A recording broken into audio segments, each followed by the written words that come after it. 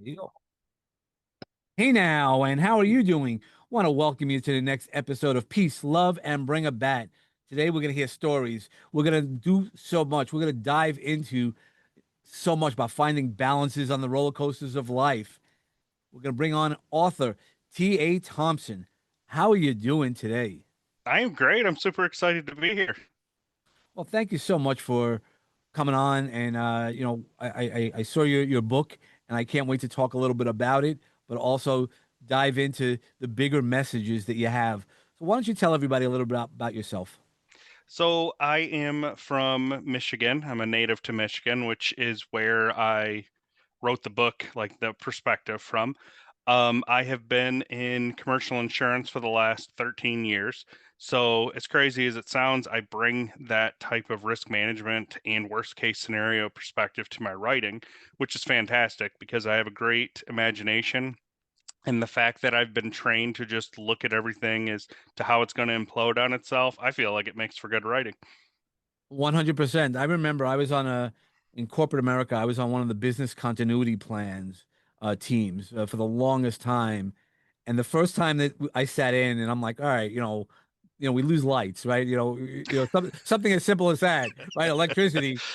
And then all the other scenarios, the person who is trained to do that was like, oh no, that's yeah, we don't. That's a blink of an eye.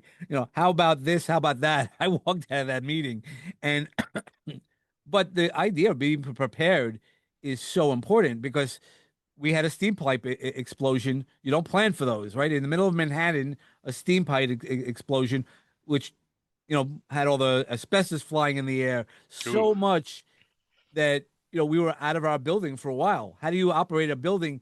This is pre-pandemic, pre really even the technology. It was the first times to just get in touch with people, and because it happened late in the day, not everybody came home with their computers or things like that. What do you do, and how do you move forward?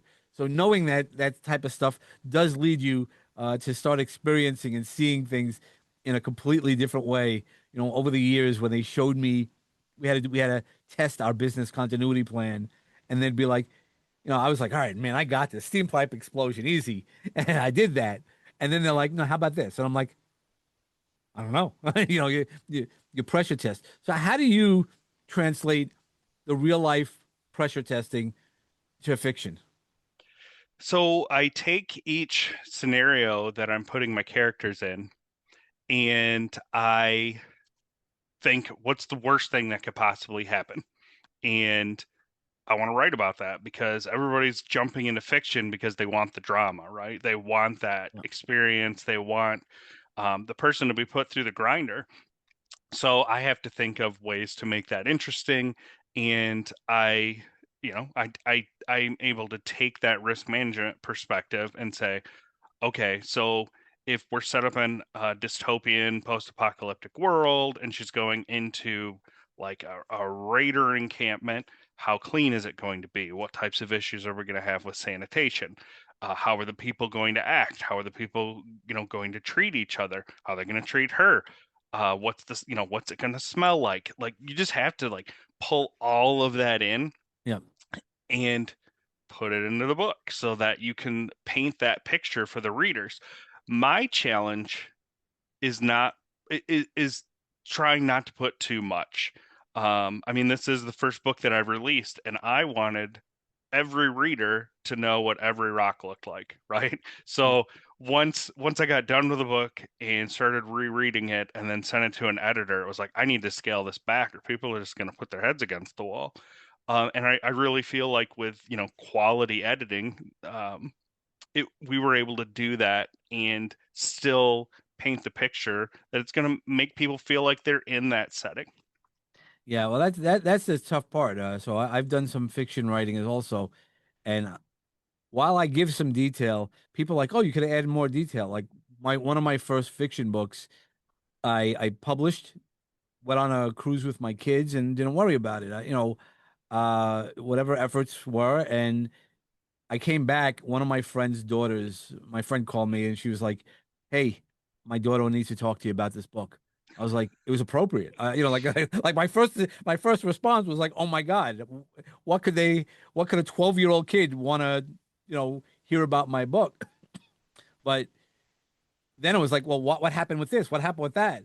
And my intention was only to have one book, and that intention has now been changed. But that's the incredible part. Where's that fine balance of what you want to add to what you don't, you know, what you're able to add? How do you balance not adding too much? How do you find that right balance? So before, well, after I've written it, I tend to get everything out and Yep. then I want to go back and fix it, right? Because I don't want to miss anything. And it's easier to pull it back than it is to add to it later because then you feel like you're interrupting the flow of whatever you had going on. So when I'm going back and I'm editing it, I say, okay, this description, is it necessary for the scene? Does it help in any way to put the reader in the place of the character or to make them feel the emotion that I'm trying to get them to feel at that point in time? If the answer is no, then it comes out. Yep.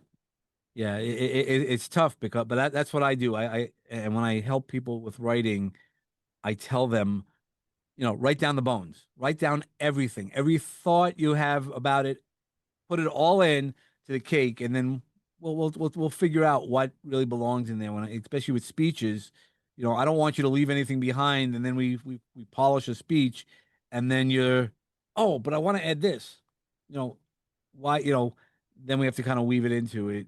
But that's really what it comes down to is being able to discern. That's a lesson in life as well, because what we add in and what we don't, what we pay attention to and what we don't. Yeah, that's very true. Yeah. And it it's much easier to take it out than add it in. I had to add in a few things after going through the beta testing.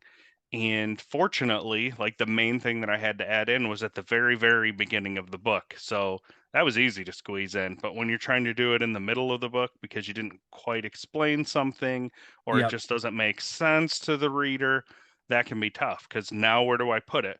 How does it affect the story later on? Or how does it, contradict with what I already had in there? And you almost have to start over and read every single line just to add in maybe a paragraph or two paragraphs about something. That's a project I'm doing now. I started a book 20 years ago. This medieval times sort of before Game of Thrones. Not that I'm that detailed for something like that, No, but that's um, nuts. but I started 20 years ago, and my voice has changed, my growing has changed, the world has changed. So some of the things that might have been in that book, so I'm rewriting it in some areas. How do you, I guess, balance that roller coaster on when you're creating a world building, right? It's not just writing a book; it's creating a whole new world out there. I mean, that's a great question. It depends on how much you want the world to affect what's going on with your characters. In the Mark, I mean, I didn't want the world to dominate even though it's post-apocalyptic and dystopian, I didn't want that to be the center point of what was happening. So what I more focused on was the different communities that were going to be involved in the book, but I really only touched on them once the main character got to them, and then I Right. just kind of found a way to incorporate them into her life and into her world, and then so I had to lay out like how they were, and then I had to lay out the transition of when she became involved and then how she affected them ultimately. And I tried to do it as smoothly as I could without that being the central point of the book because that wasn't the point of the book. But you still have to have that different world, otherwise it doesn't make sense. Like how is this dystopian if you're not describing the Right. terrible things that have happened? So you're right. It is a fine line to try to balance on. Um, and I'm thinking in most cases I succeeded. There's probably a few spots where I may have gone a little light, but I didn't feel they were as necessary as some of the other parts of the book that stayed in. Yeah, no, 100%. And that's what I meant by world building is not the globe, Earth. It's the world that we create, right? The small section. It could just be your world. Could just be that a town, or like you said, community to community as you're working as the character. I have a question. So I also a lot of the books I've written from a woman's perspective, a girl's perspective. I don't understand that, and I know you. I have daughters, so I'll give myself that, but I still don't understand the perspective. How did you write having a heroine as well as your main character? So uh, I wanted a challenge. Hmm. That was why I did it, because I knew I had to think about what she would do and how she would behave differently than what I would do. However, I also manipulated the world to my advantage. So we're in a dystopian world. So the norms that society has are going to be different than what we have now. So I could tweak that and adjust that to fit my needs. The other thing is, because she expects to die at any moment, um, her behavior is going to be completely different than someone who expects to be alive for another, Right. 50 years, which is completely possible because she, is 25, or possible in our world. So her decisions and her behaviors were really dominated by the fact that she didn't think she really had to deal with consequences too much. So I didn't have to necessarily go as deep into a woman's perspective and persona as I maybe would have if that situation would have been different. But it was tough. I had to also look at it through from a lens of motherhood, which is completely different than being a father. Sure. Um, but it was fun and I enjoyed the challenge. And I think for the world that I placed her in, I feel like I nailed it. Yeah, that's awesome. Because that's one of the questions that I've gotten is, a few of your books, you're a woman. I go, well, I'm not a woman. So it's, I love it when they say that. yeah, I go that's fine. I'm secure in where I'm at, but it's one of those things. I was like, I don't know, because and I'll ask you the question, how I write.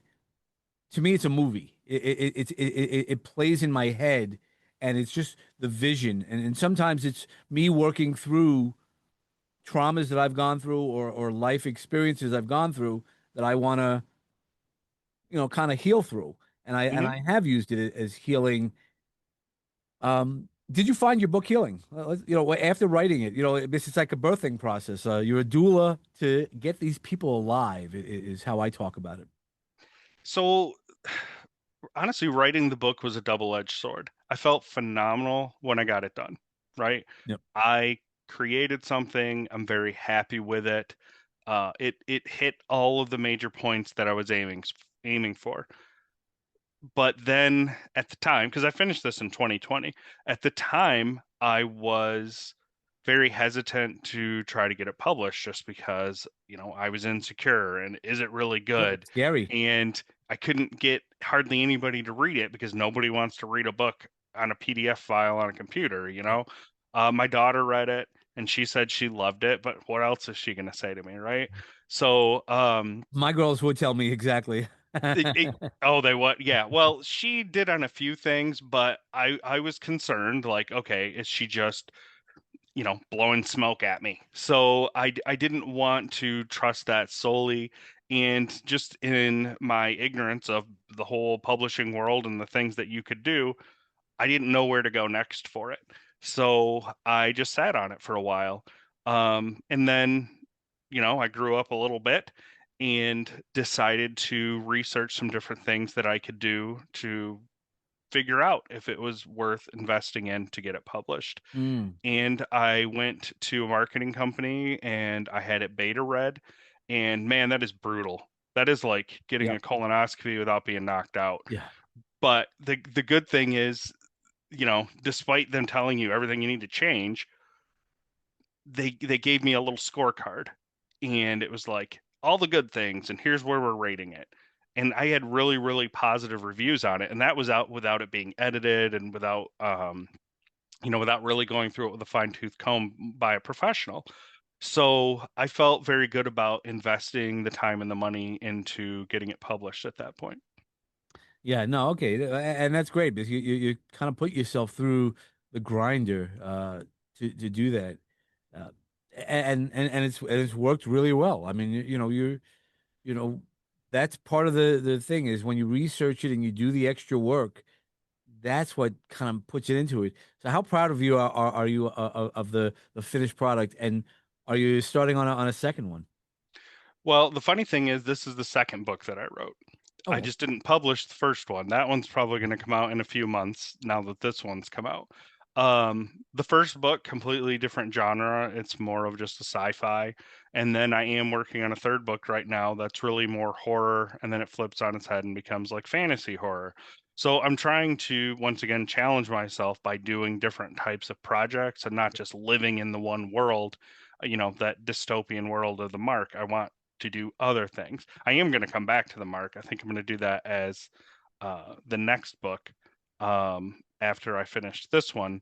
However, I'm still letting those ideas kind of like yeah. sink in and figure out exactly what I want to do. I like to think about them for a while and cross out ideas that I don't feel like will work with my end game.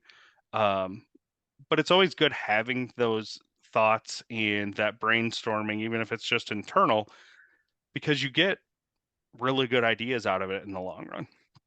Yeah, no, 100%. That's for me. So that's what I do is for a while I was driving or traveling a lot. So I always have these ideas. And that's where, like, over the past couple of weeks, I've had a few books released because they were on my computer. And then 2 months ago, I had an unexpected heart situation where they had to put a stent in. And I'm like, I have all these books. My kid's gonna wipe out my computer if I die. And which would be fine. The world would still go on and things like like that. But I know that every time that I've had a book published, people read it and they're like, "Wow, I didn't know you could do that. I didn't know." And so there are people who just need it out there in the universe. I don't know where that comes into. I donate a lot of the books to senior citizen facilities and things like that, where people just want to spend time reading, and these are just nice generational stories generally.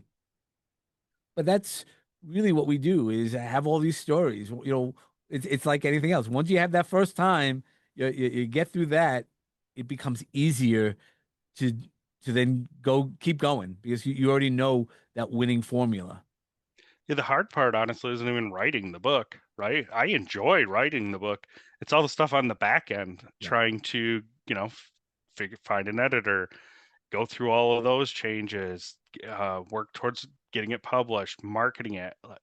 And me being a baby at this, I had no idea what I was doing. So I It had, is I had tough. some hiccups along the way and then did some more research, but I feel like I'm on the right track now, but there's always more I can learn and always more that I can do. So I'm still trying to work through that.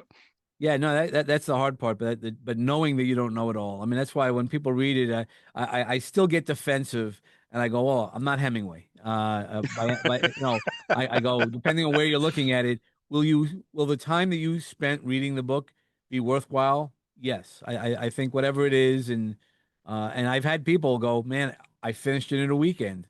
I go, "Great." Was that a well spent weekend, or was it? And if it's a well spent weekend, then I'm always happy about that. So Yeah, when people tell me they've read it, my first question is not, did you like the grammar? Or were yeah, there was there yeah. anything out of place? It was, did you enjoy the story? Did Well, it capture you? Do you want to read more about it? That's what I care about. yeah. Well, the first book that I published was just some personal stories and poems that I did, and people said they read it and things like that. And one friend came to me, well, on page this, I go, look, it was through an editor. I go, I have nothing. I go, and I'm okay. I'm don't let the perfect be the enemy of the good. I go, did you read the story? And it was also a lesson. It was one of the stories they didn't understand. They understood the story. It was a nice story, but they were like the way I worded it, and it was something along the lines of like tongue in cheek type of conversations. Like I learned the lesson that I needed to learn, not the way that I wanted to learn it. And they didn't understand that. And I was like, but that's like everything. And then once I explained it to him, he was like, oh, now it becomes different. So, I'm like, okay, good. But the people who there's always going to be somebody who's going to criticize you. There's an error here. And I've looked at even books, from the big five, right? The editing houses, the publishing houses, and you see errors, and they have professional. Did that ruin the book, right? Did the extra sugar ruin the cake? No. Depends on who's reading it. My wife got stuck on one of the pages because she thought that I was missing a sentence. Oh. And it was just the way that I wrote it. I wanted it to be like, oh, wait a minute, what happened? Like, why did it happen that way? And she got so stuck on it, thinking I missed a sentence, that she had to come home and show it to me and have me explain it to her. And now that she pointed it out, I can absolutely see why she got stuck there. And it's like, well, I could have added that in, but I was trying to be like mysterious and make you wonder what was going on. But part of that is, that part of that's going to be my writing journey and having to adjust some things Sure. as I figure it out. So, I'm no Stephen King. I haven't written 50 books, but it's still good, whether or not, it's, Yeah. you know, 100, 1%. It's still a great book. Yeah, so I guess that's part of it. So how do you balance, being in a corporate life, right? Insurance and all, that's a very finite position. It's a very finite thinking. How do you move out of that rigid corporate safety net or way of thinking to hit your dystopian visions? So I've always been very imaginative and creative, and being in that corporate world, I have to do something to keep my sanity, right? 100%. So that's reading, that's writing, that's gaming. The hard part being in the corporate world is finding time to write, because a lot of times by the time I get done with my day, I'm tired. Like Yeah. I'm mentally and emotionally exhausted with all of the stuff that I've had to deal with. And now I have to turn to my other computer and write something. So, depending on what I have going on in my life, I might not write anything for a month. I might write something every day. It just depends on my mindset, what else I have going on, if I have to go outside and work in the yard or do something like that. So I don't feel like my writing is any good if I sit down and force myself to Right. write something just to write something. I want to write when I feel like I have something to say or something to add to the work that I'm doing. Yeah, no, and that was one of the other things is how do you put yourself in that mindset? Like for me, I walk in my backyard. I take my shoes and sh socks off, and I walk in the grass. It's always been one of those grounding efforts for me to do. Do you have a ritual like that? No, to get myself in the mindset for what I'm writing, I will usually like reread like the chapter that I'm in or the previous chapter. But as for actually like getting into the world, I'm always living in some type of fantasy world, so it doesn't take much effort to get there. Yeah, no, 100%. But that's part of the fun of it is getting to share those stories and one person wants to explain, how do you come up with all these ideas? I go, it's the voices in my head and Hmm. not a psychological, not like I'm hearing voices. I actually feel, and that's why I call it sometimes a doula situation, is I'm birthing these people to life. It's stories in my life. I mean, even there's a book I'm writing right now, among the books I'm writing right now, is a diary. It's through personal stories that I wrote. It's a girl who's writing a diary, and it was a story that I was on the other side of living that diary. But you get to spend time with that character. Like for me, that's a healing journey for her because she died unexpectedly. But sitting with her again, and because she had given me permission to read her real diary, I'm not using anything that's in there. I mean, it might be things that we have done, but not the personal stuff. But sitting with her. I mean, it was one day I sat with her for a couple hours, and I was like, man, this was like the night. It was like she was here and there's a healing part of that. Do you feel that when you're writing your book, with your heroine, that you're or any of the characters, that you're there with them, or they're your people? Oh yeah, 100%. Like Alexandra is one of my good friends. I love her to death, right? So, um, and then when I go back through and I reread it, I am sometimes even still surprised at what she says or what she does because it's so off the wall, but I still find humor in it, right? I have a very dark sense of humor, so when she's telling someone to do something that you know isn't healthy for them to keep it PC. I just crack up. I think it's hilarious the way that she talks and the way that she handles herself in situations, and I do feel that connection to her. And as different people have read the book, I'll start bringing up other characters. So, well, what did you think of them? And did you like their personality? I'm almost like worried that whoever's reading isn't going to like my friends, and I Right. really want them to like my friends. So I do feel that connection to the characters. Yeah, no, it's great because that I think that's what we do as authors is bring those things part of our life. It's I guess that psychology that we where there are people, right? You might be able to make fun of me, and I could be making fun of you if we were close friends, and uh, I hope we will be.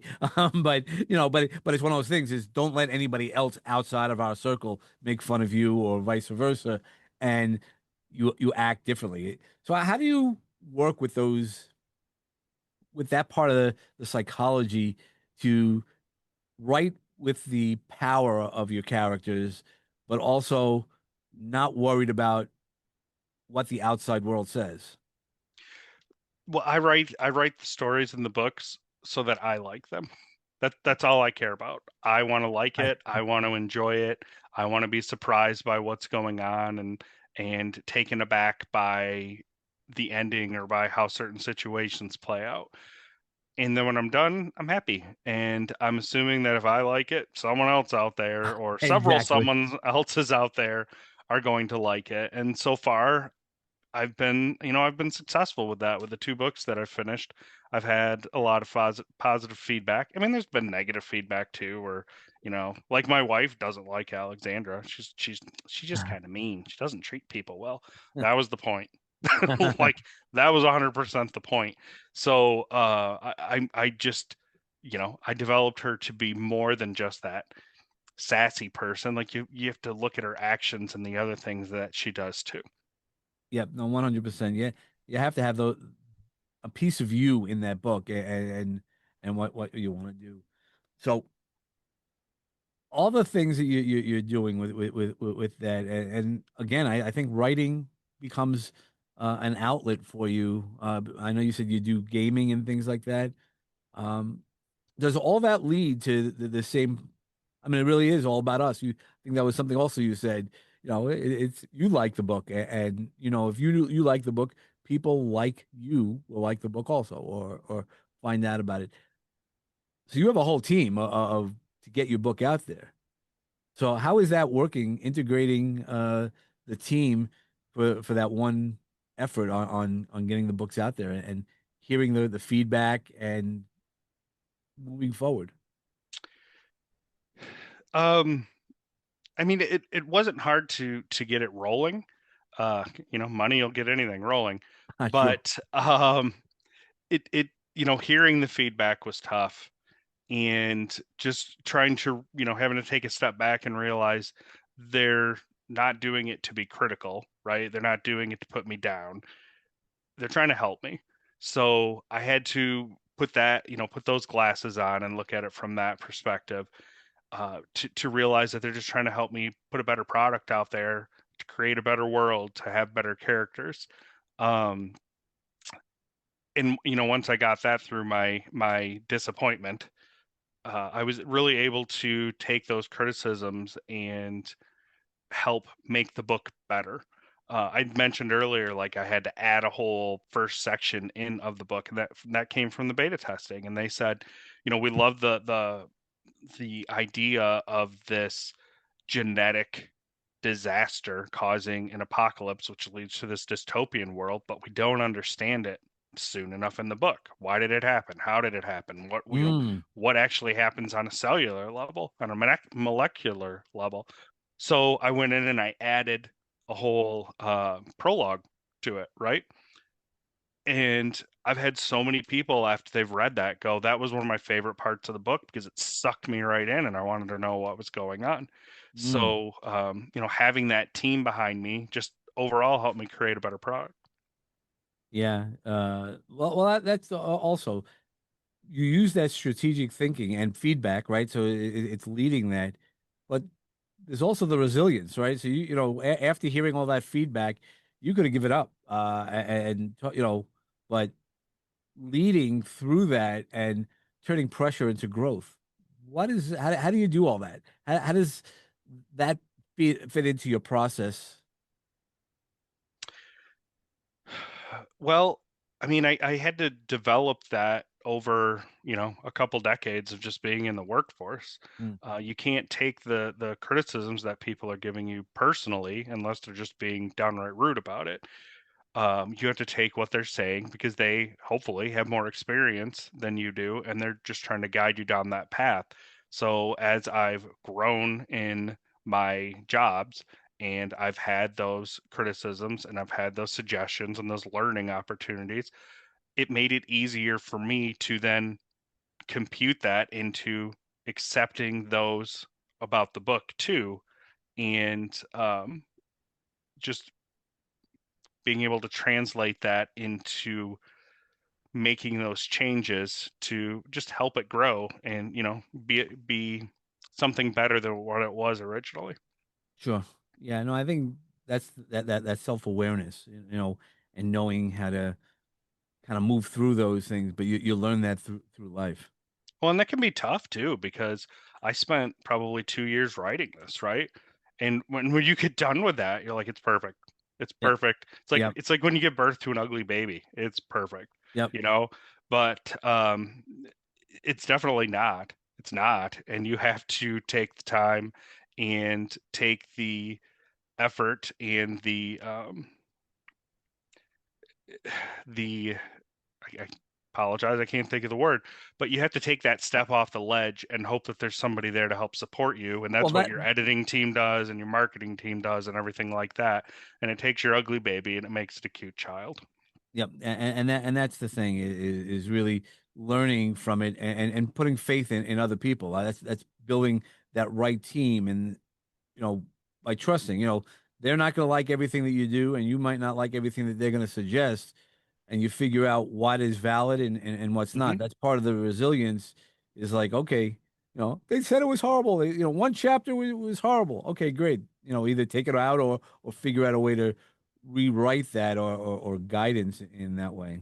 I mean, out of every 10 suggestions they gave me, I probably implemented like six of them, you know? So while they're giving you this feedback, you should digest it all and then decide how does this affect my story and is it affecting it in a way that I feel is positive? Because ultimately, it's your story, right? It's Right. not theirs. So you need to do what's right for you and what's right for what you've created. Yeah. No, that I agree completely. As we get closer to the end of the episode, I always have somebody walk into the magic garden and to kind of like plant a seed. You've given us some advice on writing and your process. Do you have another piece of advice that you might want that for aspiring writers or just anybody in general that you'd like to share with us? Yeah, I've been waiting to walk into the magic garden. I'm excited for this. So I would say, don't be scared by what you're going to have to deal with at the end. I know I've maybe even chalked it up and made it a little scarier. Just work on getting the book done. Even if you don't publish it, it makes you feel so good when you've Yes. created something. And then if you sit on it for 6 years like I did, it doesn't matter. 20 Eventually, years. yeah, Yeah. exactly. Eventually, you may feel like, okay, now is the right time to pull this back out, dust it off, go through it again, see how your voice that's actually one of the things that I really like. My voice has changed a ton since the first book I wrote. I still find it amusing. And when you pull those back out, you rediscover a piece of yourself from the past. So don't don't necessarily write because you want to make money, write because you want to enjoy it. And if you make money after the fact, it's just an added bonus. 100%. You know, because most authors, right? I think statistically they say most books, especially now with the, self-publishing, which I've done, you know, if you sell 100 books, you're successful. But it really is one of those things is do it for yourself. And I love that piece of advice. Well, good. Yeah, my goal is not to be rich. My goal is just make my money back, and I will be happy. Yep. And just pass the time, right? The time's going to pass Hmm. anyway. Do something that you really enjoy, and I'm glad that you're doing that. How can they find the book and you? Well, the book, like every book, is available on Amazon. It's authored by T.A. Thompson. It's called The Mark. My website is tathompsonwriter.com. And then I'm also on Facebook. It's T.A. Thompson. Those are the simplest ways to find me. Okay, well, I hopefully everybody will find you. I'm going to reconnect with you on after and through social media. We can support each other and make sure that the things that we do are out there. And hopefully, we never get into a world like the Mark. Well, we get into the world through the reading, not the actual world. Exactly. That's the only way I want to be there. Okay. All right. Well, thank you so much. Thank you very much for having me. It's been great. And for everybody else, I hope it's been great. Get the book, The Mark. It's definitely a page turner. And, make sure you put peace and love in your life, maybe by reading a book of worst case scenarios, but how it turns out. And you find yourself as a heroine as well. Uh, and then when you bring it back, again, bringing the awesome thoughts in books like this and others, support authors, and make sure you hit your sweet spot. Thanks so much. Have a great day.